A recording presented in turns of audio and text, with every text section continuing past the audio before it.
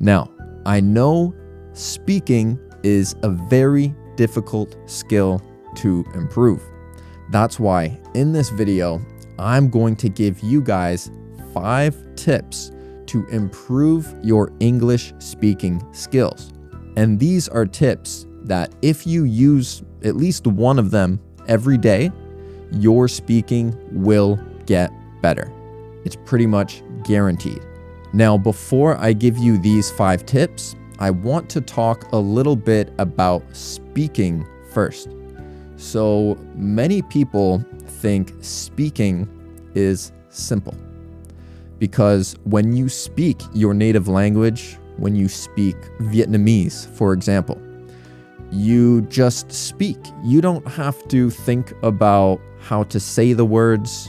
You don't think about the grammar. Maybe you think a little bit about the vocabulary, but if someone asks you a question in Vietnamese, all you have to think about is the actual answer to that question. You're not thinking about how to answer it, which grammar to use, all that stuff, right?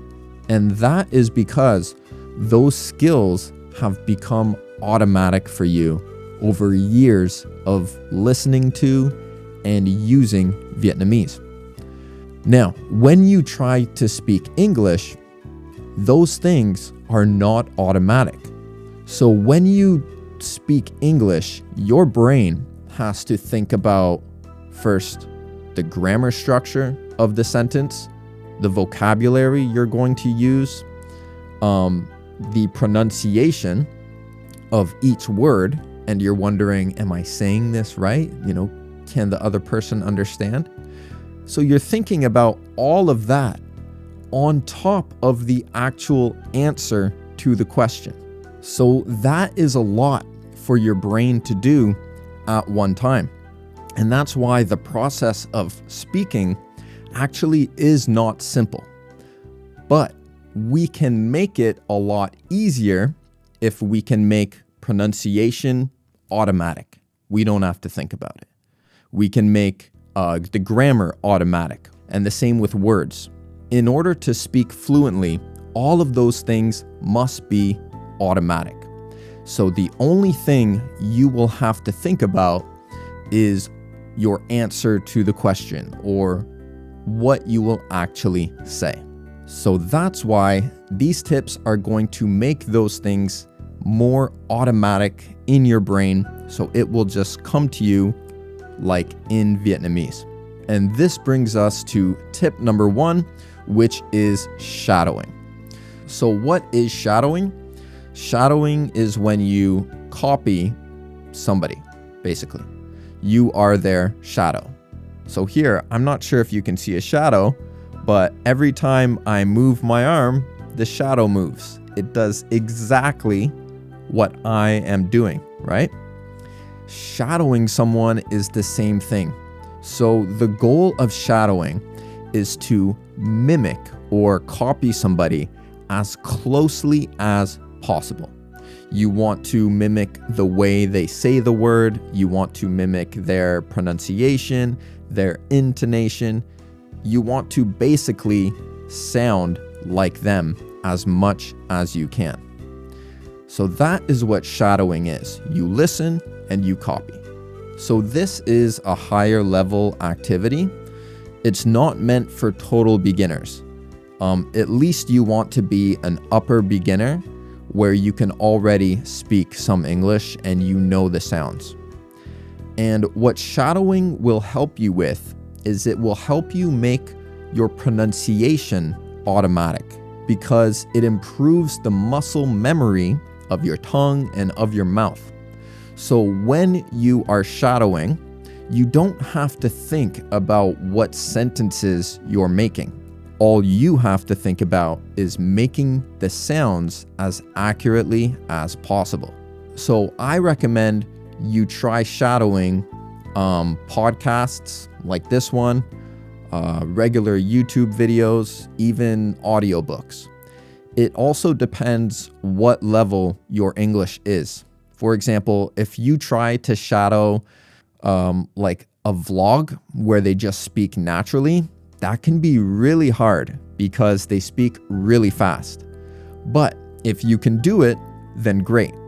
But if your pronunciation is not at that level yet, then you can practice shadowing a podcast again, like this podcast or any other podcast, and audiobooks. Because in audiobooks, they pronounce the words very clearly. You can also slow the video down a bit. You can put it to like 0.75 or 0.8. I remember when I was learning Vietnamese, I would listen to some channels like Giang or Andrew Bai Bông, and I would slow them down to about 0.75, and then I would shadow them as closely as I could. Now, shadowing requires your focus to be 100%. You want to be listening as closely as you can to the speaker and copying them as closely as you can. Now, I would recommend you shadow in the beginning, maybe just 5 to 10 minutes each day. Even if you do it for just 5 minutes a day, your pronunciation will get much better. But stay consistent. Don't do it one day and then you're not fluent in English, so you're like, oh, it doesn't work, and then you give up. Do it every day for at least 2 weeks, and you will see your pronunciation get much better. All right, so shadowing, it helps with your pronunciation, but it doesn't really help with making your own sentences because the speaker is doing that. Your brain is not making the sentences. You're just listening and repeating. So this leads to tip number 2, which is to turn your passive vocabulary into active vocabulary. So what do I mean by that? Well, if you're listening to this podcast, then you can probably understand a lot of what I'm saying. But even though you can understand me and maybe even shadow me, you likely can't speak as fluently as I do when you have to speak and make your own sentences.